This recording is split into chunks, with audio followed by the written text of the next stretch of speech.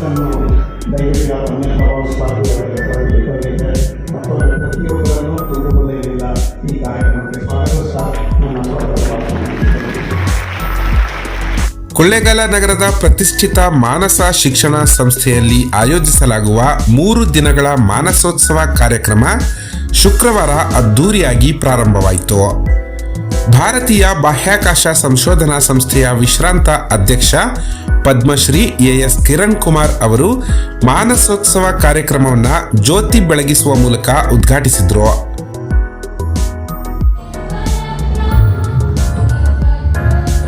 ಮಾನಸೋತ್ಸವದ ಮೊದಲ ದಿನ ಮಾನಸ ಪ್ರಶಸ್ತಿ ಪ್ರದಾನ ಕಾರ್ಯಕ್ರಮ ನಡೆಯಿತು. ಇನ್ನು ಕಾರ್ಯಕ್ರಮದಲ್ಲಿ ಭಾಗವಹಿಸಿದ್ದ ಶಾಸಕ ಎಆರ್ ಕೃಷ್ಣಮೂರ್ತಿ ಅವರಿಂದ ಚಲನಚಿತ್ರ ಹಾಗೂ ಕಿರುತೆರೆಯ ಖ್ಯಾತ ನಿರ್ದೇಶಕ ಟಿಎನ್ ಸೀತಾರಾಮ್ ಅವರು ಮಾನಸ ಪ್ರಶಸ್ತಿಯನ್ನ ಸ್ವೀಕರಿಸಿದರು. ಕಾನೂನು ಪದವೀಧರರು, ಬಹುಮುಖ ಪ್ರತಿಭೆಯ ಟಿ ಲಂಕೇಶ್, ಕನ್ನಡದ ಸೃಜನಶೀಲ ನಿರ್ದೇಶಕ ಪುಟ್ಟಣ್ಣ ಕಣಗಾರ್, ಖ್ಯಾತ ಸಾಹಿತಿ ಯು ಆರ್ ಅನಂತಮೂರ್ತಿಯವರ ಒಡನಾಟದೊಂದಿಗೆ 5 ದಶಕಗಳ ಹಿಂದೆಯೇ ಪ್ರಾರಂಭವಾದ ಇವರ ಕಲಾ ಪಯಣ ಇಂದಿಗೂ ಅದೇ ಕ್ರಿಯಾಶೀಲತೆಯೊಂದಿಗೆ ಮುಂದುವರೆದಿದೆ.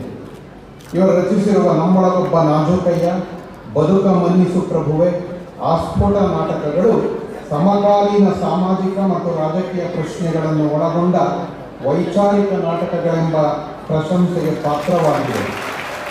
ಮತದಾನ, ಮೀರಾ ಮಾಧವ ರಾಘವ, ಕಾಫಿ ತೋಟ ಚಲನಚಿತ್ರಗಳು ಇವರೊಬ್ಬ ವಿಭಿನ್ನ ಚಿಂತನೆಯ ನಿರ್ದೇಶಕ. ಇವರ ನಿರ್ದೇಶನದ ಮಾಯಾಮೃಗ ಧಾರಾವಾಹಿ ಕನ್ನಡದ ಕಿರುತೆರೆಯಲ್ಲಿ ಹೊಸ ಸಂಚಲನವನ್ನು ಸೃಷ್ಟಿಸಿತು. ಮಧ್ಯಮ ವರ್ಗದ ಜನರ ಬದುಕು ಬವಣೆಗಳನ್ನೇ ಕಲೆಯಾಗಿಸಿಕೊಂಡು ಇವರು ನಿರ್ಮಿಸಿದ ಮುಕ್ತ, ಮನ್ವಂತರ, ನೀಚು, ಮಹಾಪರ್ವ, ಮುಕ್ತ ಮಗಳು ಜಾನಕಿ ಧಾರಾವಾಹಿಗಳು ಕನ್ನಡ ಕಿರುತೆರೆಯ ಪ್ರೇಕ್ಷಕರನ್ನು ವೈಚಾರಿಕವಾಗಿ ಸೆಳೆಯುತ್ತಾ ಹೊಸ ಆಯಾಮವನ್ನೇ ಸೃಷ್ಟಿಸಿವೆ. ಪ್ರೇಕ್ಷಕ ವರ್ಗದೊಂದಿಗೆ ಇವರು ನಡೆಸಿಕೊಡುವ ಸಂವಾದಗಳು ನಿರ್ದೇಶಕ ಪ್ರೇಕ್ಷಕ ಬಾಂಧವ್ಯಕ್ಕೆ ಹೊಸ ಮುನ್ನುಡಿಗಳಿವೆ.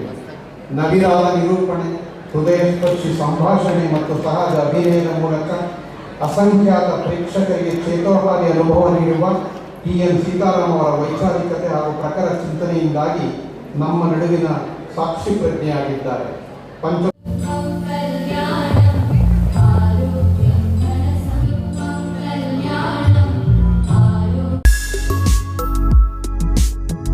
ಟಾಲ್ಸ್ಟಾಯ್ ಕಥೆಗಳನ್ನು ಕನ್ನಡಕ್ಕೆ ತಂದರು. ಅದ್ಭುತ ಬಸವಣ್ಣವರ ಬಗ್ಗೆ ಅನೇಕ ಗ್ರಂಥಗಳನ್ನು ರಚಿಸಿದರು.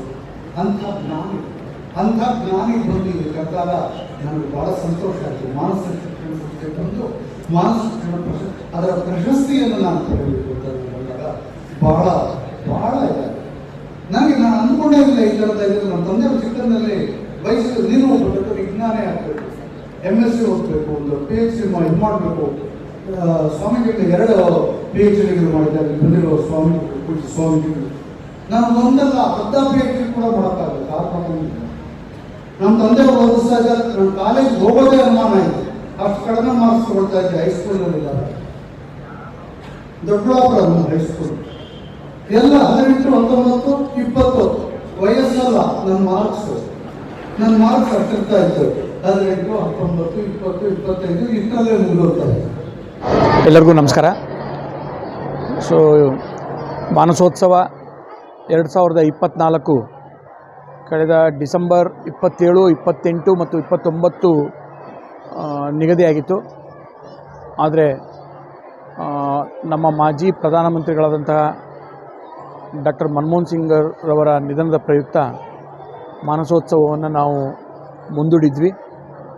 ಆ ಮುಂದೂಡಿದಂಥ ಕಾರ್ಯಕ್ರಮ ಇವತ್ತು ಮಾನಸೋತ್ಸವ 2024-25 ಪರಿವರ್ತನೆಯಾಗಿ ಜನವರಿ 25, 2025 ಜನವರಿ 3, 4 ಮತ್ತು 5ನೇ ತಾರೀಕು ಅದು ನಿಗದಿಯಾಗಿ ಈ ದಿನ ಅದು ಪ್ರಾರಂಭ ಆಗಿದೆ. ಸೊ ಈ ದಿನ ಈಗಾಗಲೇ ಮಾನಸ ಪ್ರಶಸ್ತಿ ಪ್ರದಾನ ಹಾಗೂ ಉದ್ಘಾಟನಾ ಸಮಾರಂಭ ಮುಗಿದಿದೆ. ಸೊ ನಿಜಕ್ಕೂ ಒಂದು ಸಂತೋಷದ ಸಂಗತಿ ಅಂದರೆ ಈ ಉದ್ಘಾಟನೆಯನ್ನು ನಾಡು ಕಂಡಂಥ ಖ್ಯಾತ ವಿಜ್ಞಾನಿಗಳು ಪದ್ಮಶ್ರೀ ಡಾಕ್ಟರ್ ಕಿರಣ್ ಕುಮಾರ್ ಅವರು, ಇಸ್ರೋ ಮಾಜಿ ಅಧ್ಯಕ್ಷರು, ಅದನ್ನು ಉದ್ಘಾಟನೆ ಮಾಡಿ ತುಂಬ ಯಶಸ್ವಿಯಾಗಿ ಕಾರ್ಯಕ್ರಮವನ್ನು ಉದ್ಘಾಟನೆ ಮಾಡಿದ್ದಾರೆ. ಮತ್ತು ಈ ಸಾರಿನ ಪ್ರಶಸ್ತಿ ಖ್ಯಾತ ಚಲನಚಿತ್ರ ನಿರ್ದೇಶಕರು, ಕಿರುತೆರೆಯ ನಿರ್ದೇಶಕರಾದಂಥ ಸನ್ಮಾನ್ಯ ಸೀತಾರಾಮ್ ಅವರಿಗೆ ಈ ಪ್ರಶಸ್ತಿ ಪ್ರದಾನ ಸಮಾರಂಭ ಆಗಿದೆ. ನಮ್ಮ ಈ ಭಾಗದ ಜನಪ್ರಿಯ ಶಾಸಕರು, ಮುತ್ಸದ್ದಿ ರಾಜಕಾರಣಿಯಾದಂಥ ನಮ್ಮ ಕ್ಷೇತ್ರದ ಶಾಸಕರಾದಂಥ ಸನ್ಮಾನ್ಯ AR ಕೃಷ್ಣಮೂರ್ತಿಯವರು ಅಧ್ಯಕ್ಷತೆಯನ್ನು ವಹಿಸಿ ಇದರ ಕಾರ್ಯಕ್ರಮವನ್ನು ಯಶಸ್ವಿ ಮಾಡಿಕೊಟ್ಟಿದ್ದಾರೆ.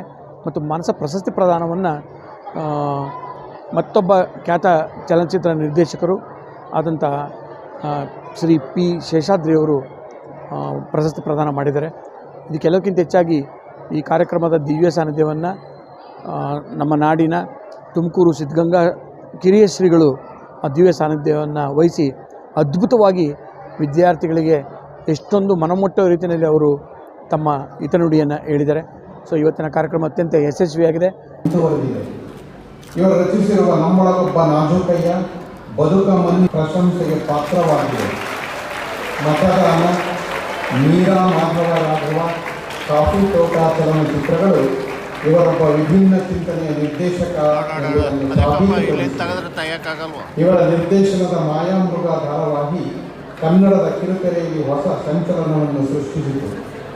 ಮಧ್ಯಮ ವರ್ಗದ ಜನರ ಬದುಕು ಬವಣೆಗಳನ್ನೇ ಕಲೆಯಾಗಿಸಿಕೊಂಡು ಇವರು ನಿರ್ಮಿಸಿದ ಮುಕ್ತ, ಮನ್ವಂತರ, ಮಿಂಚು, ಮಹಾಪರ್ವ, ಮುಕ್ತ ಮಗಳು ಜಾನಕಿ ಧಾರಾವಾಹಿಗಳು ಕನ್ನಡ ಕಿರುತೆರೆಯ ಪ್ರೇಕ್ಷಕರನ್ನು ವೈಚಾರಿಕವಾಗಿ ಸೆಳೆಯುತ್ತಾ ಹೊಸ ಆಯಾಮವನ್ನೇ ಸೃಷ್ಟಿಸಿದೆ.